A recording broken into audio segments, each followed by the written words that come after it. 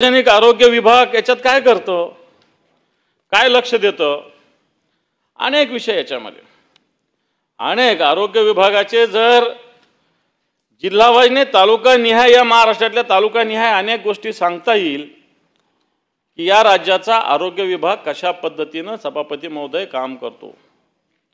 वेगवेगळ्या योजना सुरू झालेल्या आहेत। मग शिवसेना प्रमुखांच्या नावाने आपला दवाखाना सुरू आहे, धर्मवीर आनंदीगेंच्या नावाने एक दवाखाना चालू आहे, वेगवेगळे प्राथमिक आरोग्य केंद्र आहे, जिल्हा आरोग्य केंद्र आहे, ट्रामा केअर सेंटर्स आहे। इथल्या जर परिस्थिती बघितली तर सभापती महोदय अनेक ठिकाणी अजूनही सर्वसामान्य माणसाला आपण म्हणतो स्वातंत्र्य मिळून 78 वर्ष झाले, आपण हेही म्हणतो की आपला महाराष्ट्र पुढारलेला आहे, निश्चित पुढारलेला आहे बाकीच्या देशातल्या राज्यापेक्षा, याच्याविषयी काही शंका नाही। पण तो पुढारलेला आहे म्हणजे काय?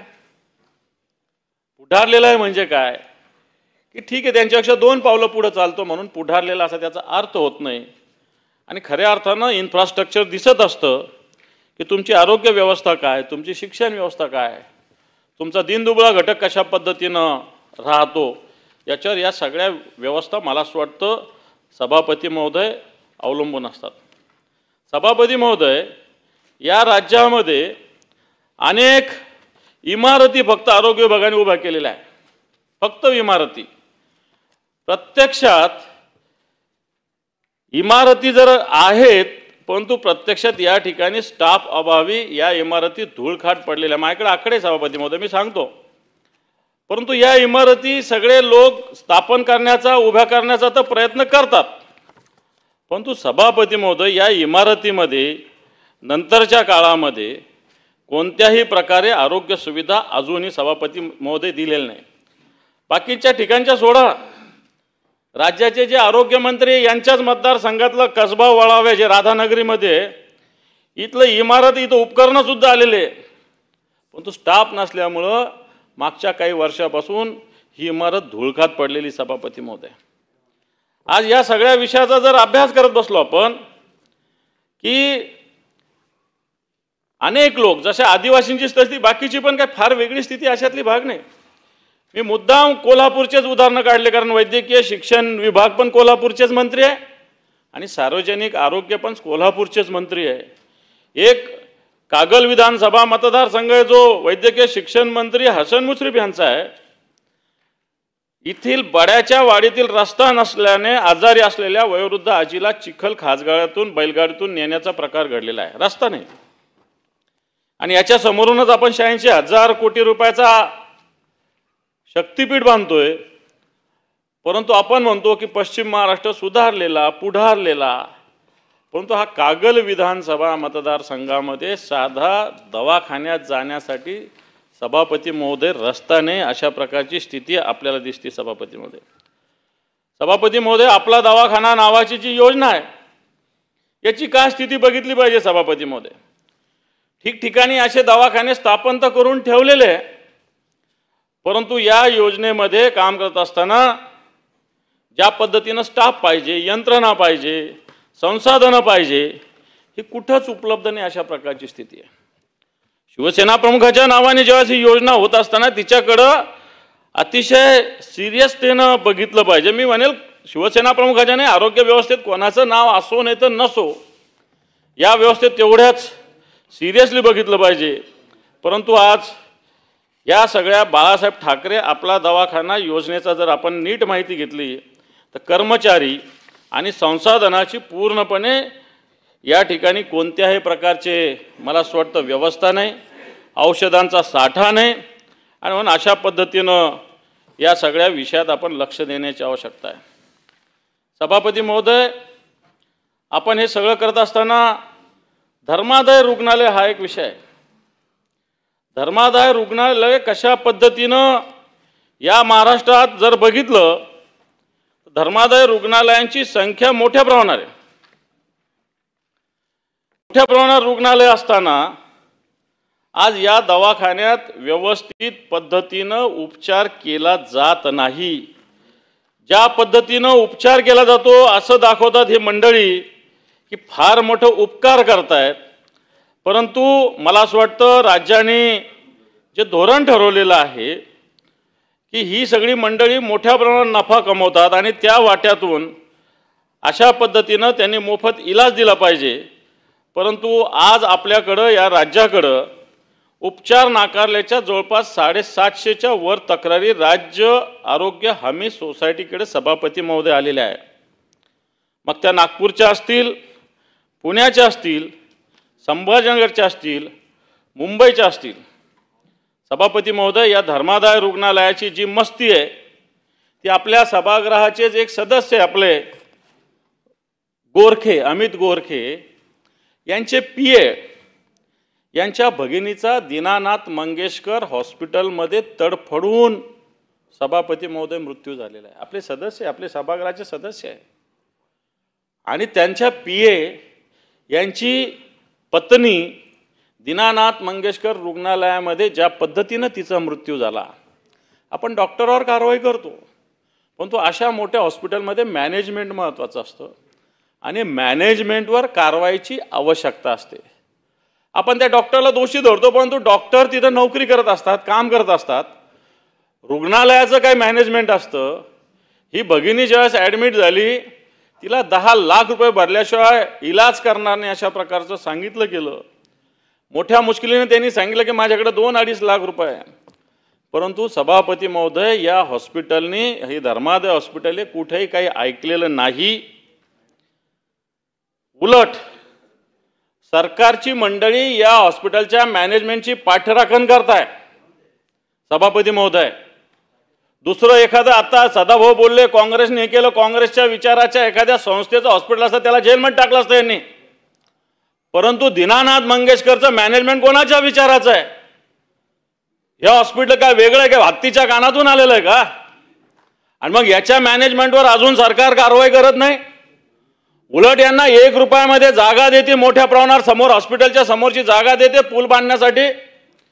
आपल्या सभागृहाचा सदस्य असलेला जो सदस्य आहे त्याच्या स्वीय सहायकाच्या पत्नीची ही परिस्थिती असेल सभापती महोदय, तर मला असं वाटतं बाकीच्या सर्वसामान्य माणसाची काय स्थिती असेल सभापती महोदय। आज या तनिषा भिसे या गर्भवती महिलेचा आपलं अधिवेशन संपायच्या दुसऱ्या दिवशी मागचं या महिलेचा सभापती महोदय मृत्यू झालेला आहे। उपचार नाकारला या हॉस्पिटलने सभापती महोदय। 3 तास ही महिला तडफडत त्या हॉस्पिटलमध्ये होती आणि 3 तास त्या हॉस्पिटलमध्ये तडफडत असताना अजूनही सत्ताधारी मंडळी पुण्याचे असेल, राज्याचे असेल, या मॅनेजमेंटची तबरदारी करतायत सभापती महोदय। आणि म्हणून अशा पद्धतीनं ह्या हॉस्पिटलची मस्ती असेल तर ती जिरवली पाहिजे, कारण सरकार अशा हॉस्पिटलला कुठे जागा देतं, कुठं पाणी मोफत देतं, कुठं टॅक्समध्ये सवलत देतं, वीज बिलात सवलत देतं, एका फुकट देतं का? त्यांनी हे केलं पाहिजे म्हणून सरकार देत असतं। परंतु सभापती महोदय, ही केस जर आपण बघितली, आता हे आमदारांचे स्वीय सहायक होते म्हणून समोर आली सभापती महोदय। अशा अनेक घटना दररोज वेगवेगळ्या हॉस्पिटलमध्ये होतात, वेगवेगळ्या हॉस्पिटलमध्ये अशा पद्धतीनं अनेक घटना होतात। आणि म्हणून मी आपल्या माध्यमातून सरकारला आवाहन करेल की अजूनही या मंगेशकर हॉस्पिटलमधले जे कोणी मॅनेजमेंट आहे त्याच्यावर कारवाई केली गेली, डॉक्टरवर कारवाईची गरज नाही।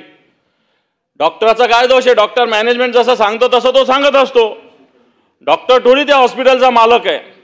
आणि म्हणून धर्मादाय रुग्णालयाची ही दादागिरी मला असं वाटतं सरकारने सहन करण्याची आवश्यकता नाही आहे सभापती महोदय।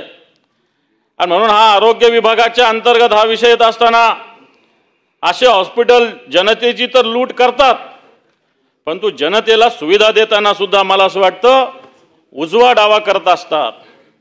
सभापती महोदय, या राज्याची आरोग्य व्यवस्था आपण पाहत असताना आपल्या राज्यामध्ये 102 क्रमांकाच्या रुग्णवाहिका 3000, परंतु केंद्र सरकारकडून निधी मिळाल्यामुळे न मिळाल्यामुळे ही योजना सुद्धा आत्ताच्या घडीला सभापती महोदय अडचणीमध्ये। पेट्रोल पंपावर सुद्धा अजून यांना आता डिझेल भरल्या जात नाही, कारण यांची थकबाकी सभापती महोदय। जिल्हा शल्य म्हणजे सिव्हिल सर्जन, आरोग्य अधिकारी ही मंडळी उसनवारीवर डिझेल पेट्रोल भरतात आत्ताच्या घडीला, ही महाराष्ट्राची स्थिती सभापती महोदय. सरकार याच्याकडे लक्ष देत नाही आहे. या बेसिक गोष्टी आहे. 102 असेल, 108 असेल, हा अविभाज्य भाग झालेला आहे आपल्या जीवनाचा. कोणी साधा माणूस कुठेही रस्ता रक्षण झालं तर 1 सेकंदात 108 लावतो, 102 लावतो. परंतु याच बेसिक व्यवस्थेकडे आपलं सरकार लक्ष देत नाही. बाहेर कुठेतरी मी आता मोठी बस बघितली, कशाची तरी उद्घाटन होणार होतं, अतिशय हायफाय मॉडिफाय बस दिसत होती. परंतु ही बस फक्त मुंबईमध्ये एवढ्या मरीन ड्राईव्हपुरती मर्यादित आहे. सर्वसामान्य माणसाला या 102 आणि 108च्या गाड्या चांगल्या होण्याची आवश्यकता आहे सभापती महोदय. आणि म्हणून आरोग्य व्यवस्थेवर बोलत असताना, आरोग्य वैद्यकीय शिक्षण बोलत असताना या व्यवस्था अतिशय महत्त्वाच्या आहे सभापती महोदय. कारण या 102च्या मार्फत आपण गर्भवती महिलांना, नवजात बालकांसाठी अशा पद्धतीने ही 102ची सवलत आपण देत असतो. परंतु या सवलतीकडे सरकार पूर्णपणे दुर्लक्ष करते सभापती महोदय. सभापती महोदय, स्टाफ नाही याचं मी एक उदाहरण देतो सभापती महोदय. हे उदाहरण म्हाड्याचं आहे की या एक प्रसूत झालेल्या महिलेनं रूम स्वच्छ करावं लागली स्वतःची आणि तिच्या नवऱ्याने शौचालय साफ केलं सभापती महोदय. म्हाड्यातील दवाखान्यात झालेली घटना आहे. याला कारण काय? स्टाफ नाही. ठिकठिकाणी जो आवश्यक आहे तो स्टाफ नाही. या दाम्पत्यानं या हॉस्पिटलमध्ये रूम आणि शौचालय जे रुग्ण म्हणून आले तिथं त्यांना साफ करावं लागतात. अशा प्रकारची सभापती महोदय या राज्याची स्थिती आहे. आणि त्यामुळे आपण एवढा मोठा सांगतो की आम्ही उद्योगात एवढं पुढे गेलो, आम्ही देशामध्ये आमचा GDP एवढा गेला, 15-13% झाला. परंतु बेसिक जे विषय आहे याच्याकडे सभापती महोदय आपलं पूर्णपणे दुर्लक्ष आहे सभापती महोदय. कित्येक घटना आहे माझ्याकडं, कित्येक केस स्टडी मी बघितल्या की अलिबागचा एक फुटाणे रुग्णालयात प्रसूतीनंतर मातेचा तडफडून मृत्यू झाला आहे सभापती महोदय. डॉक्टरांची हलगर्जी याला सभापती महोदय कारणीभूत आहे. आणि सभापती महोदय याचे परिणाम काय होतात? याचं जर परिणाम बघितलं की ज्या पद्धतीनं सरकार माता असेल, नवजात बालक असेल, याच्या आरोग्याकडे लक्ष देण्याची आवश्यकता आहे. माझ्याकडे सभापती महोदय मागच्या वर्षीची आकडेवारी आहे. 2023-2024 या वर्षामध्ये 1100 पेक्षा जास्त माता मृत्यू या महाराष्ट्रात नोंदले गेले सभापती. आपण म्हणतो ग्रामीण भागात सुविधा नाही म्हणून होतं, परंतु मुंबईमध्ये सुद्धा 166 मृत्यू मातांचे झालेले सभापती महोदय. अनेक उदाहरणं सांगता येईल माझ्याकडं. तुमसरमधील एक भंडाऱ्याची सुनीता सोयम या महिलेचा अशाच पद्धतीनं मृत्यू झाला आहे सभापती महोदय. डोंबिवलीतील सुवर्णा सरोदेचं प्रकरण आपण सगळ्यांनी ऐकलेलं आहे सभापती महोदय. गोंदियातील कोरंबी टोला या ठिकाणी झालेली घटना आपल्याला माहिती आहे. कोरंबी टोला PSC मध्ये अशाच पद्धतीनं गरोदर महिलेचा मृत्यू झालेला सभापती महोदय. पालघरमध्ये पिंकी डोगरकर नावाच्या आपल्या भगिनीचा मृत्यू बाळासह झाला सभापती महोदय. नंदुरबारमध्ये आणि धुळ्यामध्ये हे प्रकार सर्रास होत आहेत सभापती महोदय. बीडमध्ये सुद्धा मागच्या महिन्यामध्ये 3 माता मृत्यू झाल्याचे उदाहरण सभापती महोदय आपल्यासमोर आहे.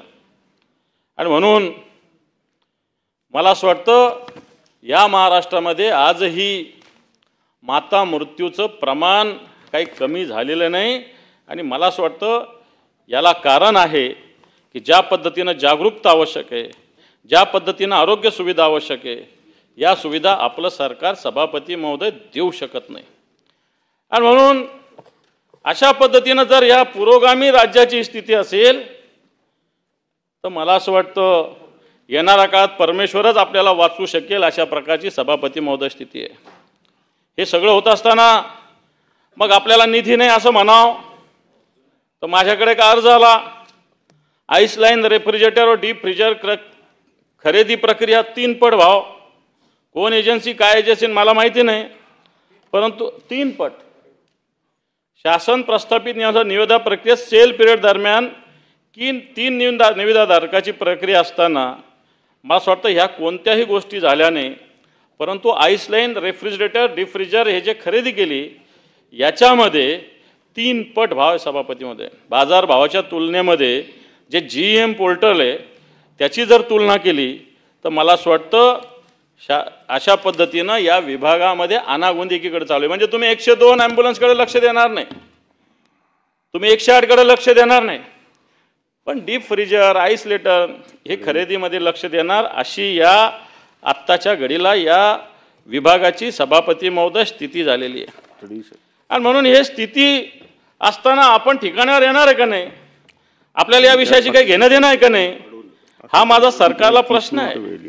सार्वजनिक आरोग्य असेल, वैद्यकीय शिक्षण असेल, आज आपल्या राज्यातल्या वैद्यकीय शिक्षण मार्फत चालवलेल्या कॉलेजेसला कारणे दाखवा नोटीस आली सभापती महोदय. या सगळ्या नोटीसला आपल्याला नोटीस याच्यासाठी हल्ली आहे की पायाभूत सुविधांची कमतरता